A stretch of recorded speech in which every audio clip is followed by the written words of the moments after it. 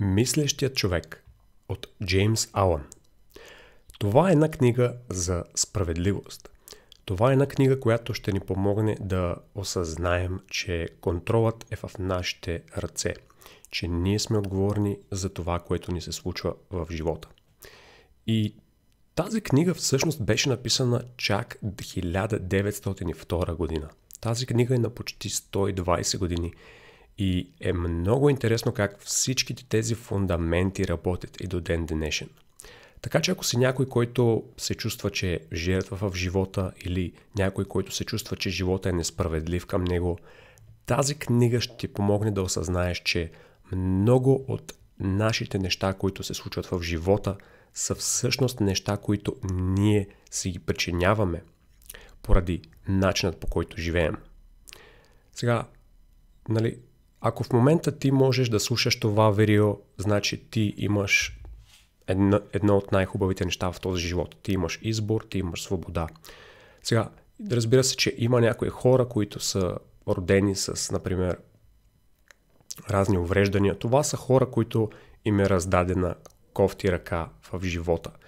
Сега, разбира се, това е от малкото случаи. В момента, щом ти виждаш, щом ти слушаш това видео, значи ти имаш много възможности в този живот и много неща са в твоите ръце и ти имаш силата да промениш всичко. Да бъдеш какъвто искаш, да живееш живота какъвто го искаш.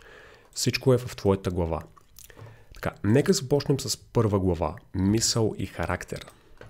Като могъщо, интелигентно и изпълнено с любов същество, човекът държи ключа към всяка ситуация и притежава онази преобразяваща и възстановителна сила, чрез която може да стане такъв, какъвто иска. Ние буквално сме това, което мислим. Характерът ни е пълен сбор на всички наши мисли. И това е наистина така, защото ние правим това, което ни е в главата. Ние действаме според нашите мисли. Така че всичко произхожда от нашите мисли, всички действия, които правим и които вършим. Както всяко растение пониква от семе и не може да съществува без него, така всеки от нас се развива от скритите семенца на мислите си и не би могъл да се изгради без тях. Това важи както за съзнателните действия, така и за онези, които наричаме спонтанни и непремислени. Това, което ни казва тук е, че без значение дали правиш нещо съзнателно или несъзнателно, всичките твои действия идват от начина, по който мислиш дълбоко в мозъка си. Защото действието е цветът на мисълта, а радостта и страданието са нейните плодове. Така събираме ние сладката и горчива реколта на онова, което сме посели. Това, което сме, е проектирано и изградено от мислите в нашето съзнание. Ако отглеждаме невежество или зли мисли, ще пожънем болка. Ако мислите ни са здравословни и добродетелни, радостта ще ни съпътства. Като сянката ни е неотменно до нас в слънчев ден. С правилен избор и правилно прилагане на мислите си, ние се издигаме до божество съвършено. Но ако злоупотребяваме и ги прилагаме грешно, можем да се сринем под нивото на скотове. Между тези две крайности съществуват всякакви характери и ние сме техните създатели и господари. Например, благородният и добър характер не е нещо дадено като награда или възникнало по случайност, а естествен резултат от продължителни усилия за правилно мислене. Ефект от дълготрайно придържане към открити и честни мисли. Към открити и честни мисли. Това да се придържаш към открити и честни мисли, да не криеш, да не мислиш лоши неща. Това също го пишеше и в Библията. Тези, които вършат лоши неща, тези, които се боят от светлината, те крият, защото знаят, че светлината ще изкара всичките мръсни дела наяве. Затова те стоят в тъмното, те крият. А от друга страна на монетата, тези, които вършат добри неща, благородни неща, те те отиват към светлината, да може техните дела да бъдат, да се видят, да се разберат, защото те нямат нищо да крият.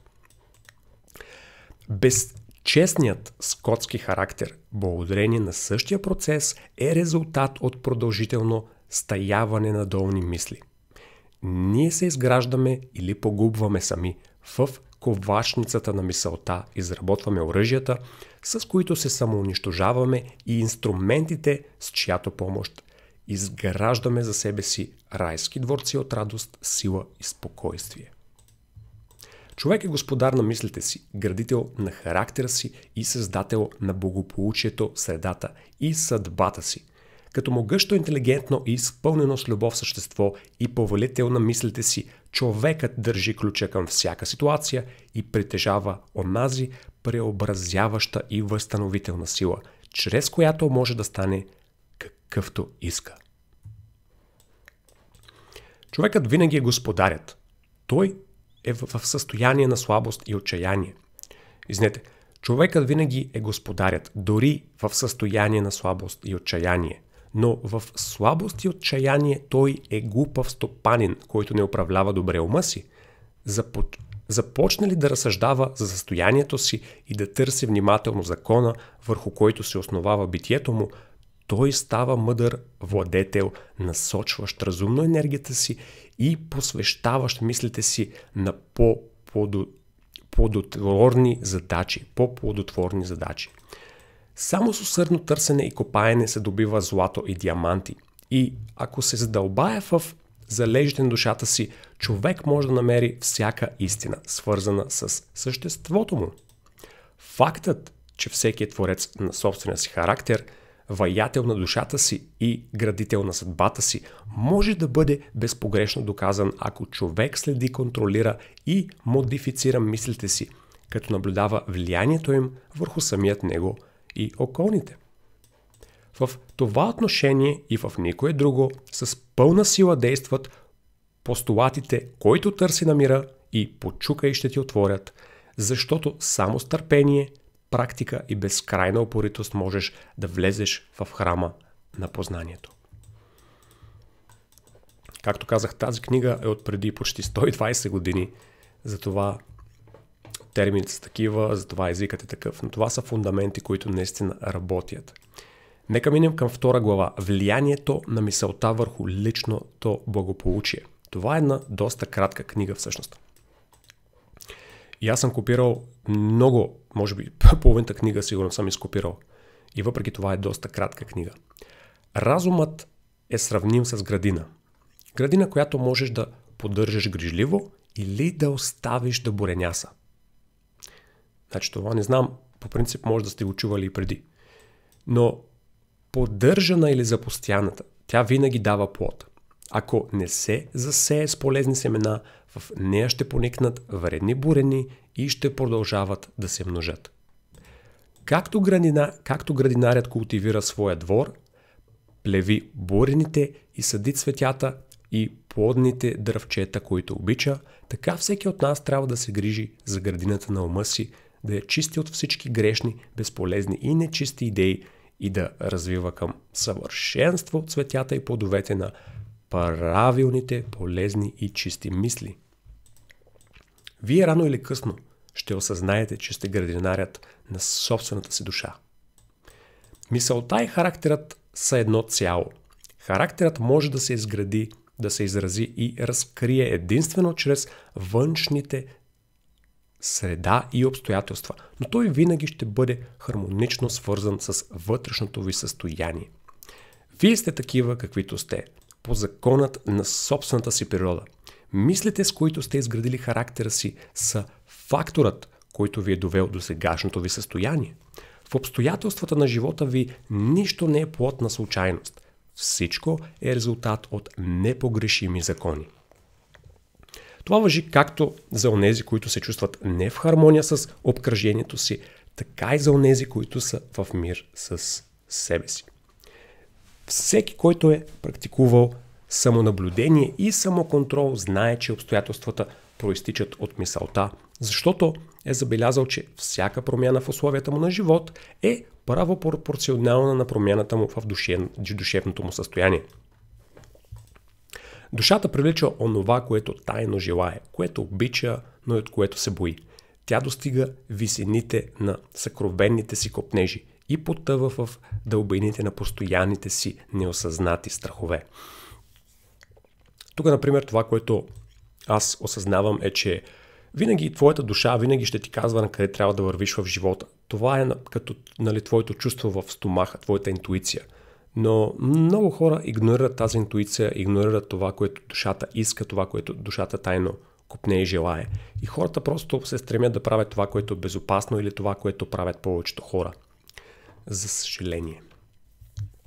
Но следвайки най-съкровените си желания, стремежи и мисли, които сте допуснали да ви обладаят, вие достигате в крайна сметка до тяхното съзряване и осъществяване в външните условия на живота ви. Законите за развитието и реализирането важат за всичко. Добрите мисли дават добри плодове, лошите дават лоши. Човек не се озовава на улицата или в затвора по прищявките на съдбата и обстоятелствата, а по пътя на ниските си мисли и долни желания. По същия начин човек с чист ум няма да извърши внезапно престъпление под влиянието на някаква външна сила. Престъпната мисъл дълго е тайна в сърцето му и в часа на удобната възможност е проявила натрупаната си мощ. Условията не правят човека, те само го разкриват пред самият него. Ние не привличаме онова, което искаме, а онова, което сме. Ние не получаваме онова, което желаем и за което се молим, а това, което сме заслужили. Нашите желания и молитви се сбъдват и получават отговор само когато са в хармония с мислите и действията ни. Всички ние се стремим да подобрим условията си на живот, но не желаем да подобрим себе си и за това оставаме в безизходица.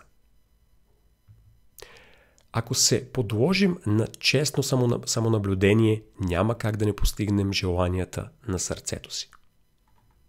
Ако единственият ни стремеж е към богатство, трябва да сме готови за големи лични жертви преди да достигнем целта си. Да погледнем няколко примера. Има хора, които са на дъното на нищетата.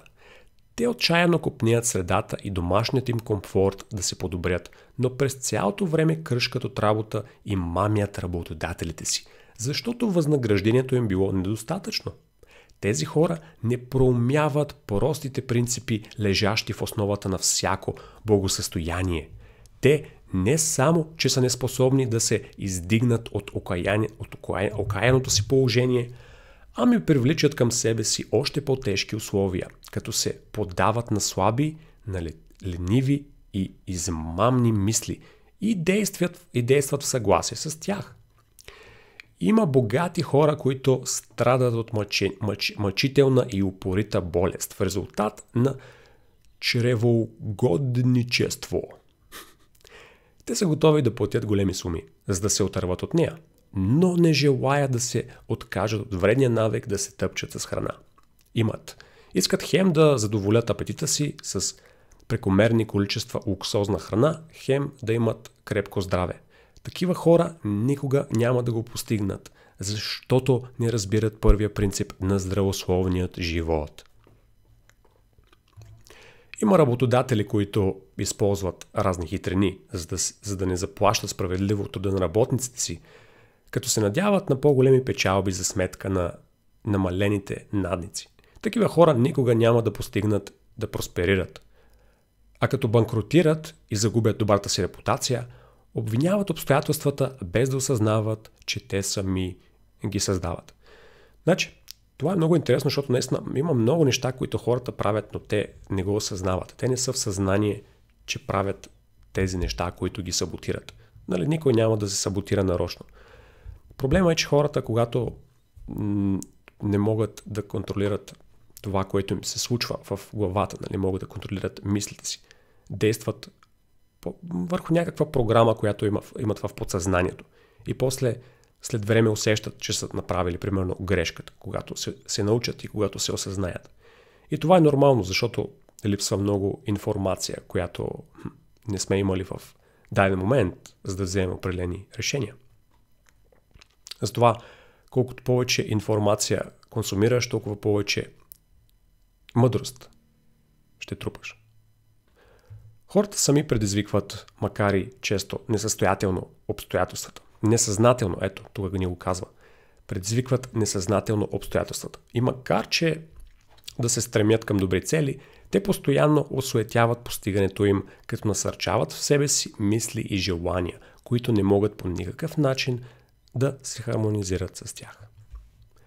Обстоятелствата обаче са толкова сложни, мисълта толкова дълбоко вкоренена, а предпоставките за щастие толкова различни при всеки отделен човек, че цялото ни душевно състояние, дори да бъде извисено на нас самите, не може да бъде оценено от никого, изхождайки единствено от външното появление на битието ни. Това е много интересно, между другото. Това е стил Екхарт Толе.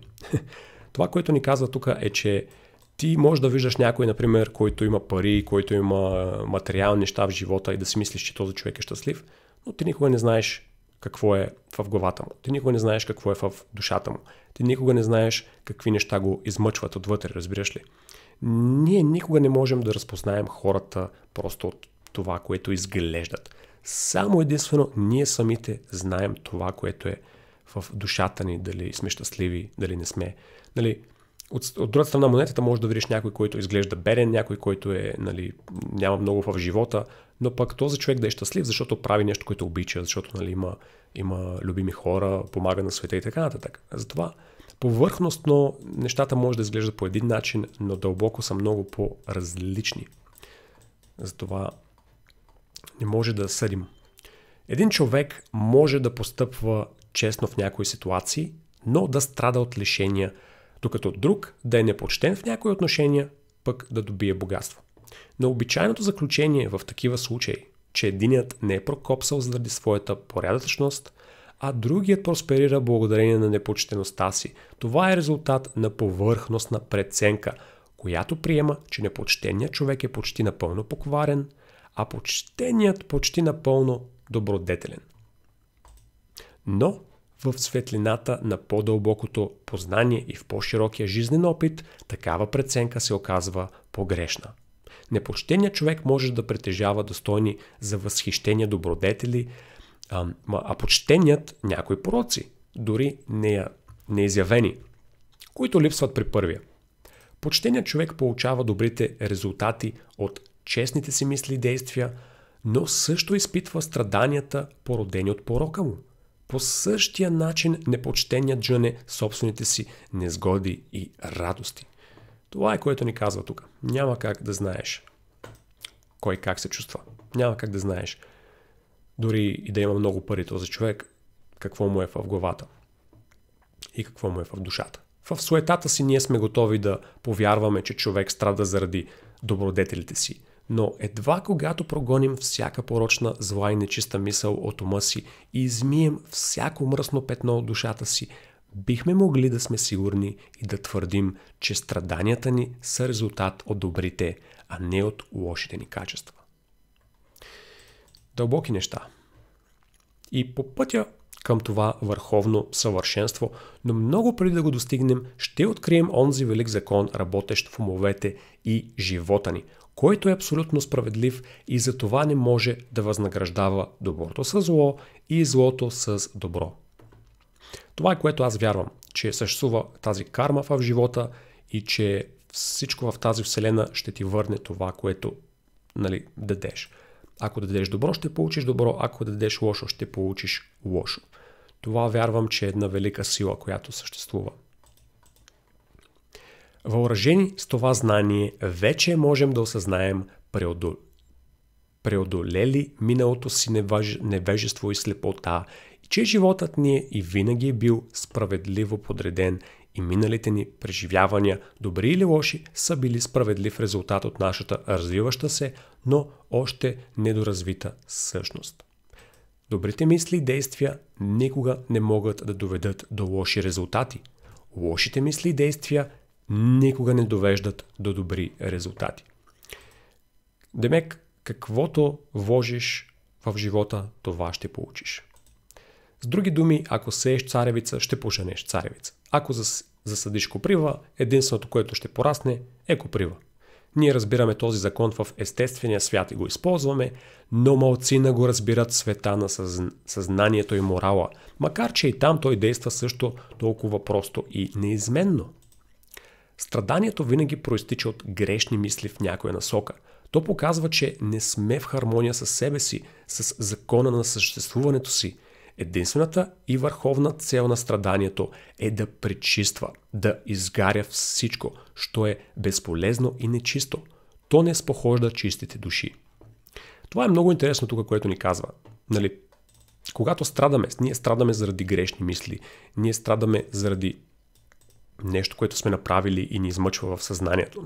По принцип, хората, които не страдат от грешни мисли или от пороци, това са хора, които имат психически проблеми, хора, които са психопати и така нататък, хора, които нямат емпатия. Само такива хора нямат страдание. Но всички нормални хора, всички добри хора, за да са в хармония с себе си, те ще страдат, когато правят грешни неща, когато имат пороци, грешни мисли и така нататък. Затова тук ни казва книгата, че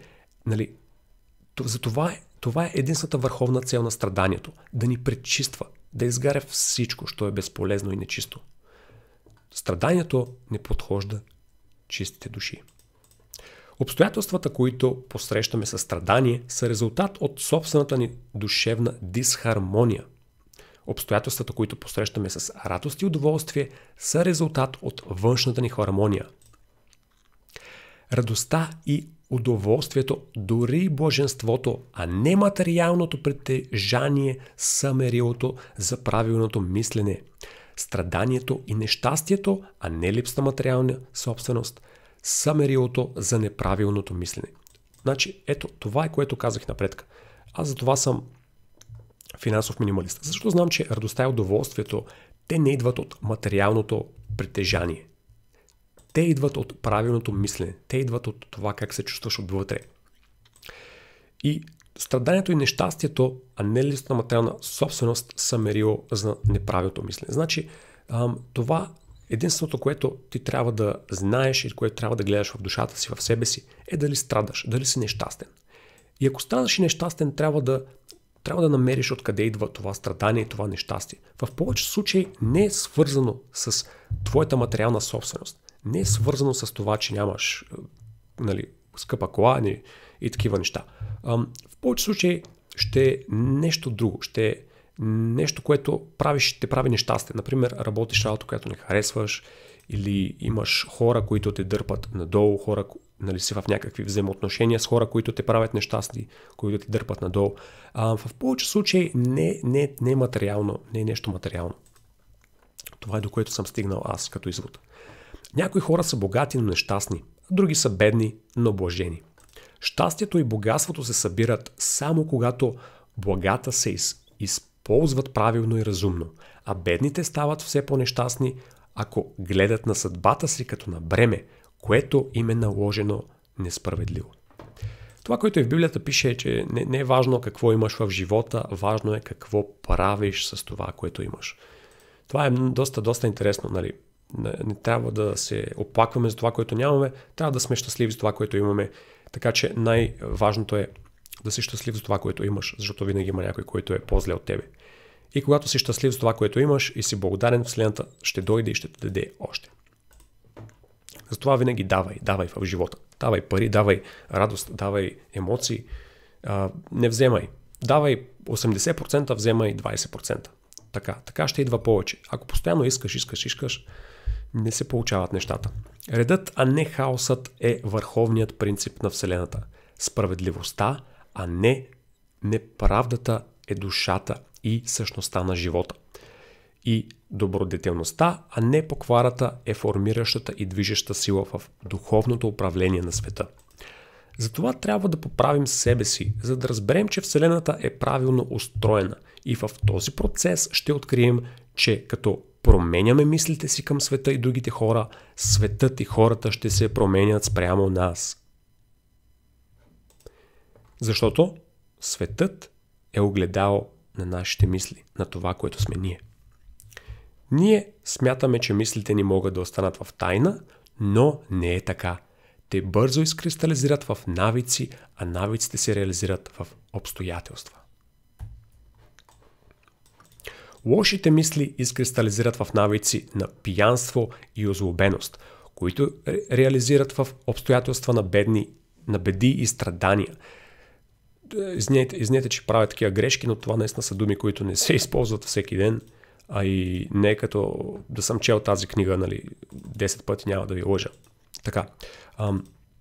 Разрушителните мисли от всякакъв вид изкристализират в агресивни и изтощаващи навици, които се реализират в неблагоприятни обстоятелства. Мислите на страх, съмнение и нерешителност изкристализират в навици на слабост и непоследователност, които се реализират в обстоятелства, носещи неуспех. Бедност и зависимост. Мислите на леност изкристализират в навици на нечистота и нечестност, които се реализират в обстоятелствата на мизерия и бедност. Мислите на омраза и укор изкристализират в навици на обвинения и насилие, които се реализират в обстоятелства на нараняване и преследване. Егоистичните мисли изкристализират в навици на себичност, които се реализират в обстоятелства на самотност и несрета. От другата страна на монетата, красивите мисли от всякакъв вид изкристализират в навици на доброта и нежност, които се реализират в благоприятни и даващи попътен вятър обстоятелства. Конструктивните мисли изкристализират в навици на умереност и самоконтрол, които се реализират в обстоятелства на мир и спокойствие. Смелите, самоуверените и решителни мисли изкристализират в силни и продуктивни навици, които се реализират в обстоятелства, носещи успех, изобилие и свобода. Енергичните мисли изкристализират в навици на активност и творчество, които се реализират в обстоятелства, носещи удоволствие и развлечение. Добрите и незловни мисли изкристализират в навици на загриженост, които се реализират в безопасни и здравословни обстоятелства.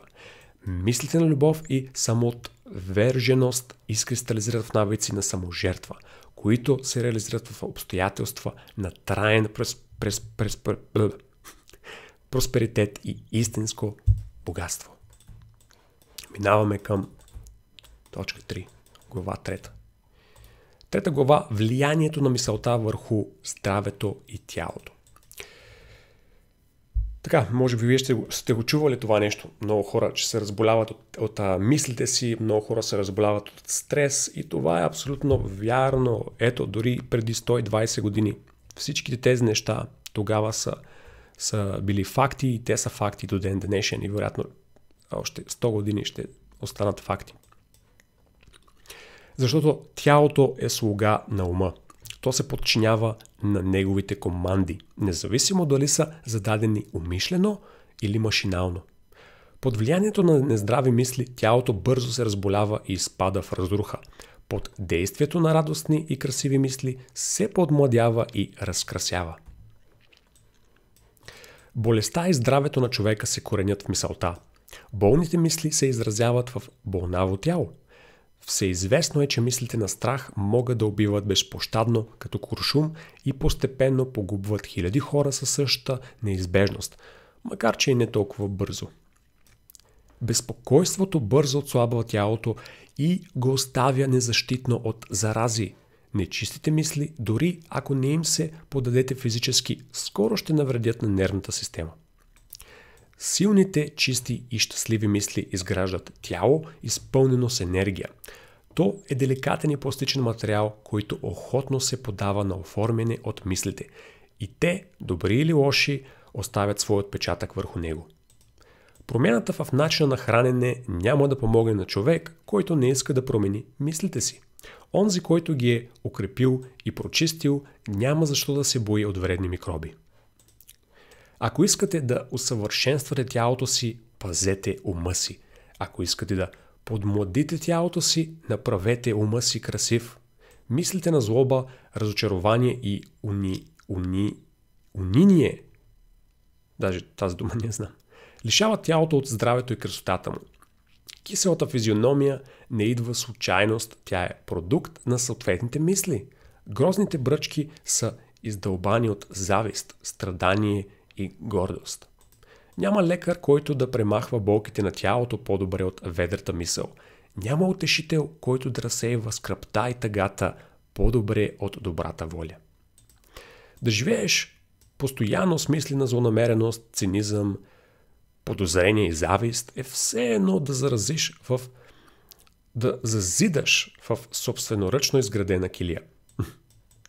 Това е така, наистина, защото ние се превръщаме в това, което мислим. Така че трябва да разбереш, че Вселената е устроена от тези малки частици и всичко, което го мислиш, ти го черпиш, ти го привличаш. Това е просто енергия. Дълбока тема, ще оставя за друг път.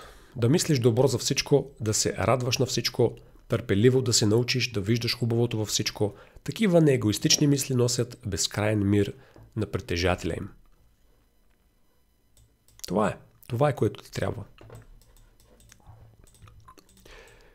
4 глава. Мисъл и целеустременост. Докато мисълта не се съчетае с стремеж към определена цел, не може да бъде градивна. При повечето хора всяка мисъл изчезва без да намери каквото и да е приложение. Безцелността е порок и ако иска да избегне катастрофа и разруха, човек не бива да си позволява такова блуждаене. Всеки трябва да набележи реална цел в сърцето си и да се стреми да я постигне. Трябва да направим тази цел централен фокус на мислене. Тя може да бъде духовна или материална, в зависимост от нагласата ни в конкурентния момент. Но, каквато и да е, трябва сериозно да фокусираме мисловните си сили върху нея. Трябва да направим тази цел наш висш дълг и да се посветим на постигането й, като не позволяваме на мислите ни да се отклоняват към мимолетни прищевки, желани и фантазии. Между това е също нещо, което го пише в книгата на Мисли забогатявай от Наполеон Хил. Това е пътят към самоконтрола и истинското съсредоточаване на мисълта. Дори да се проваляме многократно в стремежа си към постигането й, както със сигурност ще се случва, докато не преодолеем слабостите си, силата на характера, която ще постигнем, ще бъде мерило за истинския ни успех и изходна точка за бъдещата сила и триумф. Това е много интересно между другото. Силата на характера е мерилото за нашия успех. Това е нещо, което трябва да имаш направи. Каквото и да правиш в този живот, целта не трябва да ти бъде постигането на нещо материално или каквото и да било. Целта ти трябва да бъде да изграждаш характера си, да изграждаш знанията си, да изграждаш своите силни мисли, да изграждаш своя wisdom, да изграждаш това, което ще ти направи по-мъдър, защото ако някой ден всичко ти бъде отнето от живота, единственото, което не могат да ти вземат, е силата на характера, не могат да ти вземат твоите мисли, как мислиш в главата си и тези неща. Затова това е най-силното нещо, това е най-важното нещо в живота. Просто да изграждаш характера. Затова трябва да живеем, да изграждаме по-силен характер. Това е истинското мерило за нашия успех. Който не е готов да си постави велика цел, трябва да съсредоточи мислите си върху безупречното изпълнение на задачите си. Колкото и незначителни да изглеждат те, само по този начин могат да се фокусират мислите, да се развие решителност и енергичност. А стане ли това, вече няма нещо, което не можеш да постигнеш. Това значи, че каквато и да ти е работа в момента, каквото и да вършиш, просто се фокусирай да го правиш колкото можеш по-добре. Защото това създава навик от другата страна. Ние се превръщаме в това, което мислим и ние сме това, което правим всеки ден. Така че има логика. Да се оттърсим от безцелността и слабостта и да започнем да мислим целеустременно, означава да влезем в редиците на онези силни хора, които приемат провала като един от пътищата към успеха, които обръщат всички условия в своя полза и които мислят силно, пробват дръзко и постигат това, което искат.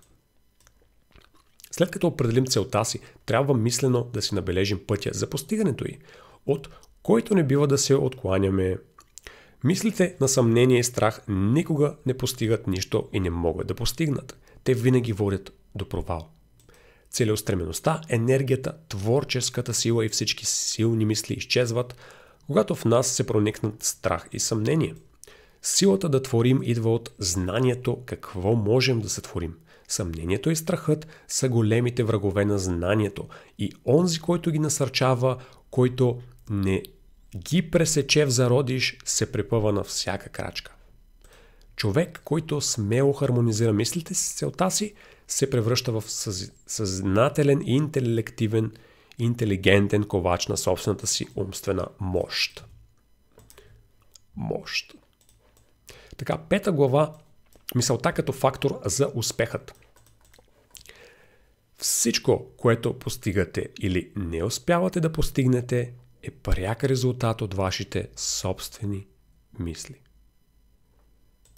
Вашите слабости, сила, вашите чистота и нечистота са ваши и на никого другиго и могат да бъдат променени само от вас самите.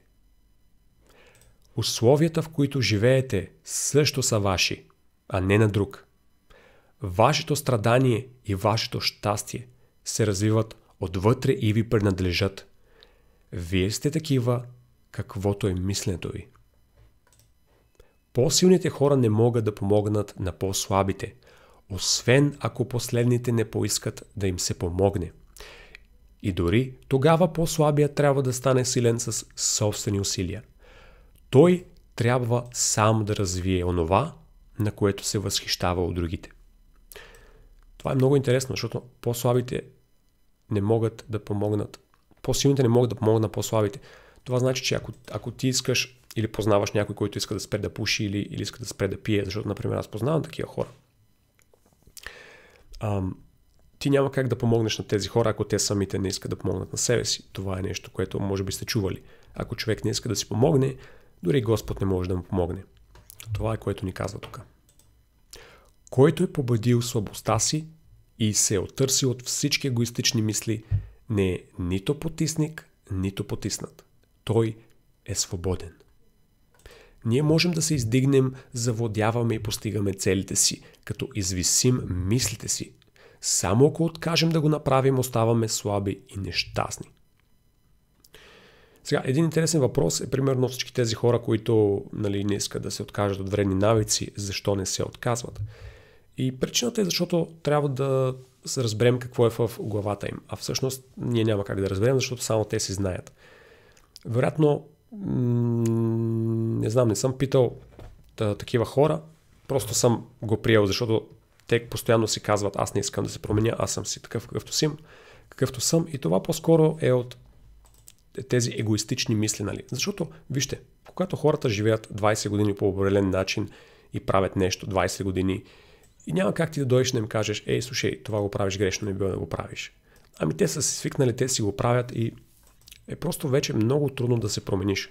Затова винаги съм казвал, че е важно между 20 и 30 години да работиш върху себе си, да се опитваш да изковеш някакъв добър характер от себе си, да станеш някакъв човек. Защото горе-долу до 30, какъвто станеш, след това когато станеш на 40, става още по-силно в живота ти. Например, ти си като едно дърво и между 20 и 30, това са тези дебели клони, между 20 и 30. Там е голямата сила, в тези дебели клони. Оттам нататък вече между 30 и 40 и нагоре тези клони започват да стават все в края на дървото, все по-тънки клони. Така че там нямаш голяма сила като цяло. Нямаш голямо влияние. Когато не сме започнали да контролираме ефикасно мислите си, не сме в състояние да управляваме делата си и да поемаме сериозни отговорности. Вселената не е благосклонна към алчните, непочтените и злите. Дори ако понякога привидно изглежда да е така, тя помага на честните, великодушните и добродетелните. Всички велики учители през вековете казват това под различна форма. А за да го докажем и разберем, трябва постоянно да се стремим да ставаме все по-добродетелни, като извисяваме мислите си. Наистина, може да виждаш някои хора, които са мафиоти, които изглеждат нечестни и си мислиш, че Вселената им помага, но това не е така. Просто, ти, както казахме и напред, ти не знаеш на тези хора какво им е в главата, не знаеш на тези хора какво им е в душата. И това, което аз вярвам е, че тези хора, които са придобили богатства по нечестен път, са продавали наркотици и така нататък. Всичко това ще ги тормози в душата им. Те ще страдат от това нещо по някакъв начин. Това е неизбежно просто, разбери го. Нали, единственият начин да са някакви психопати, нали, и да не изпитват никаква емпатия и да не страдат от още дела, които вършат. Това са болни хора. Но в по-големия случай всеки каквото върши ще си заслужи заслуженото. Това е неизбежно. Който живее постоянно с благородни и извисени мисли, който има само чисти и негоистични идеи, ще достигне със същата сигурност, с която слънцето достига зенита си, а луната става пълна мъдрост и благороден характер и ще се издигне до позиция на влияние и благоденствие. За да запазим победите, постигнати с правилната мисъл, винаги трябва да бъдем бдителни. Мнозина се отпускат, когато помислят, че успехът им е сигурен и бързо се провалят. Така че, когато започнеш да постигаш някакъв успех в живота, не дей да се отпускаш, а всъщност се напъни, за да можеш да развиеш тази инерция в живота. Не дей да спираш. Просто даже колкото повече се развиваш в живота, толкова повече натискай. Всички постижения, били те материални, интелектуални или духовни, са резултат от конкретно насочени мисли. Управляват се от един и същ закон и по един и същ метод. Единствената разлика е в обекта на постигане. Който иска да постигне малко, трябва да жертва малко. Който иска да постигне много, трябва да жертва много. Който иска да жене изобилие, трябва да е готов на огромни жертви. Това ми напомня от филма Спайдермен, когато Чичо Бен казва на Спайдермен: с големите сили идва голяма отговорност. 6 глава: мечти и идеали. Мечти и идеали. Мечтателите ще спасят света, предприемачите ще спасят света. Както видимото се крепи от духовното, така човечеството при всичките му изпитания, грешки и страдания се поддържа от красивите мечти на самотните си мечтатели. Композитори, скулптори, художници, поети, пророци, мъдреци. Това са творците на идещия свят, архитектите на рая. Светът е красив благодарение на тях. Без тях едва каретащо човечество ще загине. Едва каретащо човечество ще загине, ако ги няма тези хора. Виж, замисли се по този начин. Виж, да речем, че ти си роден и твоята цел в живота е да откриеш лечението на рака, примерно. Или да речем, че си роден да направиш нещо велико в живота си. Ако ти не преследваш мечтите си, ако ти не правиш това, което е в душата ти, ако ти не насочиш целия си живот да постигнеш това, което е важно, ти по този начин ще бъдеш отговорен за хиляди души. Например, ако ти си роден за да откриеш лек на определен рак и не го направиш, защото те е страх или защото каквото и да било, хиляди хора ще страдат от това нещо. Разбираш ли? За това, примерно, замисли се всички тези хора, които са постигнали всички тези велики неща на този свят и са ни развили до където сме в момента. Ако тези хора, нали, не са следвали мечтите си и ако са се оставили на другите да им казват: о, това е невъзможно, ти си глупав или каквото и да е било, ние нямаше да еволюираме до момента, в който сме еволюирали. Ние щяхме да загинем. Затова наистина имаш тази отговорност да следваш мечтите си. Това е нещо, което всеки трябва да прави. Колумб мечтал за други земи и ги е намерил. Коперник се е представил други светове и безкрайна вселена и ги е открил. Буда е получил видение на духовен свят с безупречна красота и съвършен мир и е влязъл в него. Насърчавайте мечтите си, насърчавайте идеалите си, насърчавайте музиката, която извира от сърцето ви, красотата, която се оформя в ума ви, изгарящото, което обагръща най-прекрасните ви мисли. Защото от тях ще проистекат всички блаженни условия. Цялото райско обкръжение, от тях, ако им останете верни, най-накрая ще се изгради светът ви. Пожелай и ще получиш.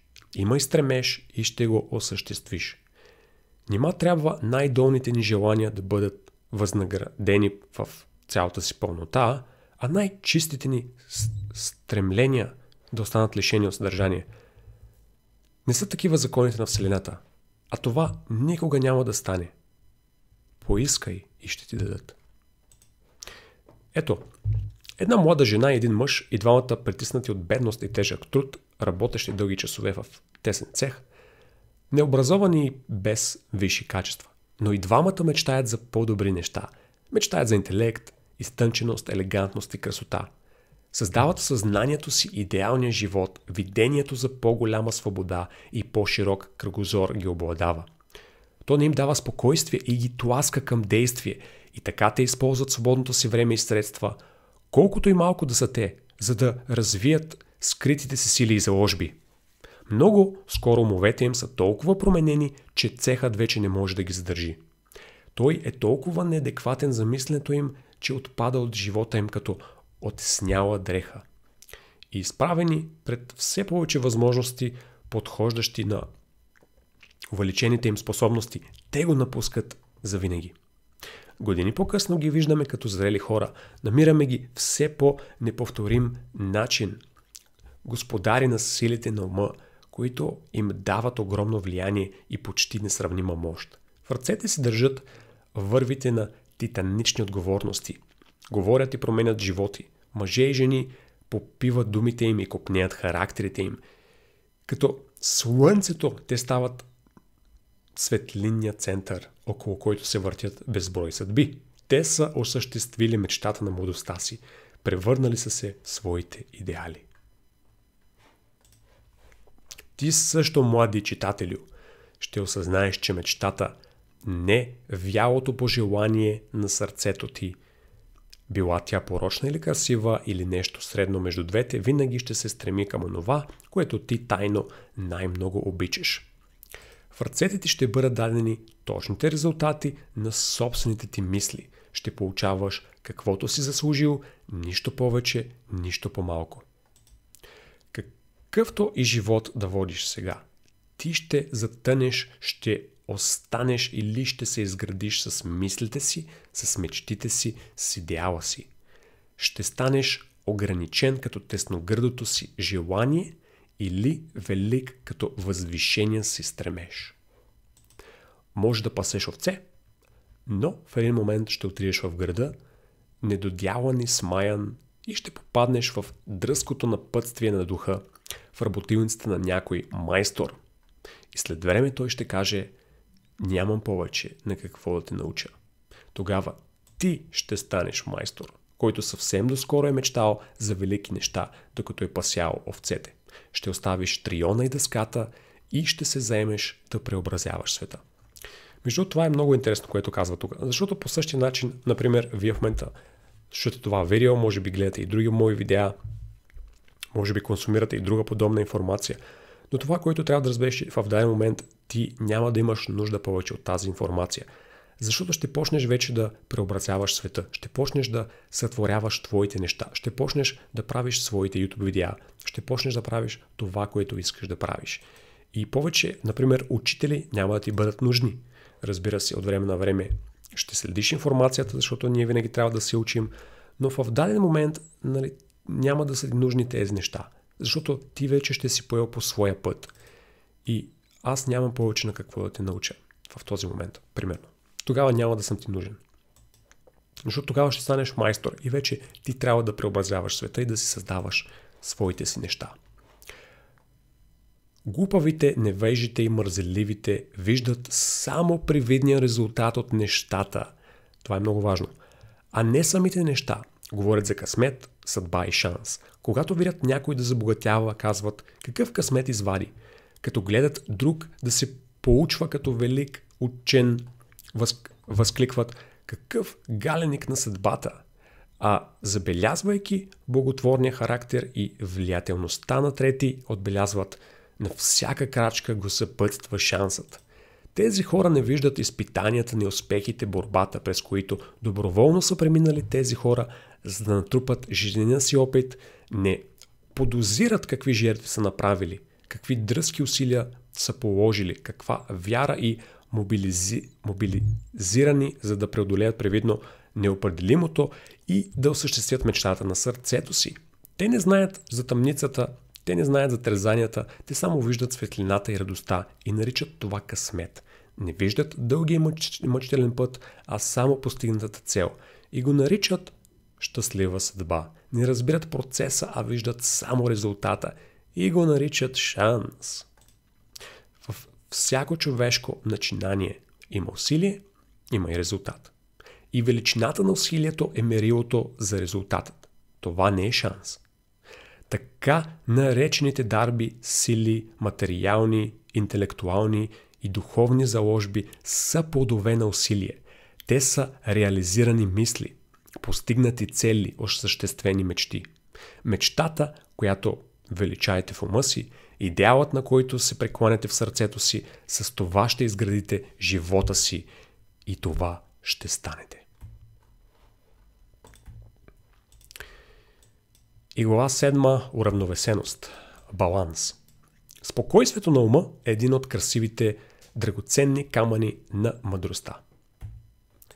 То е резултат от дълги и търпеливи усилия за самоконтрол. Наличието му издава зрялост и нещо повече от обикновено познание на законите и механизмите на мисълта. Ние постигаме спокойствие, когато започнем да се осъзнаваме като мисловно развиващи се същества. Когато стигнем до това знание, ние възприемаме всички останали хора като резултат от мислите им и разбираме все по-ясно вътрешните връзки на нещата по закона за причината и следствието. Това е много интересно, защото има много хора, които мълчат и не говорят много, а само наблюдават. И те по този начин могат да изучават човешкото поведение и когато са стигнали до един момент, в който са се развили толкова достатъчно, че те усещат техните емоции и те не е нужно да казват каквото да е било, защото те могат да задържат техните си емоции, те могат да се контролират. И когато някой прави определено нещо, те имат силата да разберат защо всеки, когато прави дадено нещо, защо го прави. Те могат да четат хората като отворена книга. Хората, които са способни, след като са се научили да се владеят, знаят как да се отнасят и настройват към другите. А тези другите на свой ред почитат духовната сила на спокойните хора и чувстват, че могат да се учат от тях и да разчитат на тях. Силните, спокойни хора винаги са обичани и уважавани.